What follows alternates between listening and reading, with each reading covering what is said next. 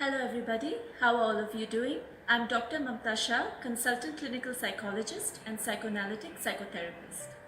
We have reached the half-yearly mark of 2020. Half the year has flown by, with us trying to acclimatize ourselves with the ever-changing rules and regulations regarding restriction of movement as well as the uncertainties regarding the coronavirus itself. The coronavirus is here to stay and we have to learn to adapt with living with it. Apart from our hygiene routine and taking care of our physical health, it is really important to take care of our mental health. All of us have probably gone through a plethora of emotional distress at one point or another during this time.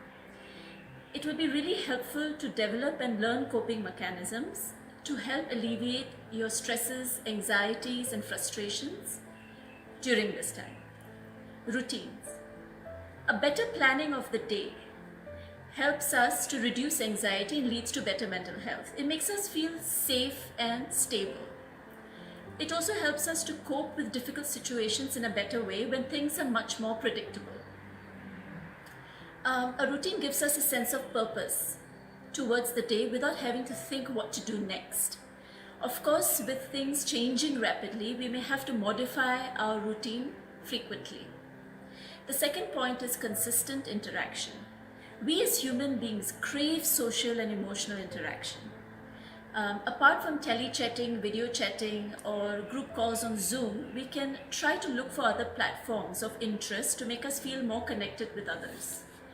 It is also very important to reach out to initiate conversation with people who seem to have recoiled socially, to help them feel less isolated.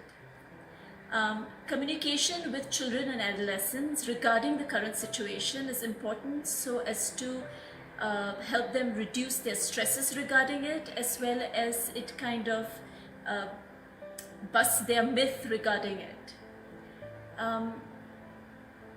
Playing with children is also very important, as they are not able to meet their friends frequently, and you'll be surprised as to how much fun you have doing so. The third point is digital detox. Digital detox simply refers to us voluntarily refraining from using devices like smartphones, television, laptop, computers, and social media. What it does is that it opens up an avenue towards better social interaction, as well as it reduces stress due to social media. We seem to have developed a parasitic relationship here. The more anxious we are, the more we look forward to gathering information, which in turn increases our anxiety. So the best way to break this cycle is to detox digitally. Digitally detoxing also gives us more time to engage with nature, to get physical exercise and practice mindfulness, which is a state of being in the here and now, and not in the past, which can lead to depression, sadness, and anger, or the future, which can lead to anxiety, fear, and nervousness. The fourth point is developing hobbies and passions. It is really important for us to develop a skill in which we are able to engage in individually without depending on other people. This helps us to develop the capacity to be alone.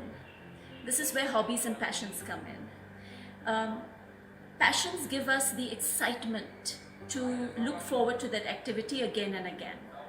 So to be able to develop this kind of kills two birds with one stone. The last point is to be able to be in touch with your feelings. The more aware we are about how we feel, the more we are going to be able to express it verbally rather than behaviorally acting it out on ourselves, on others, or the surrounding around us.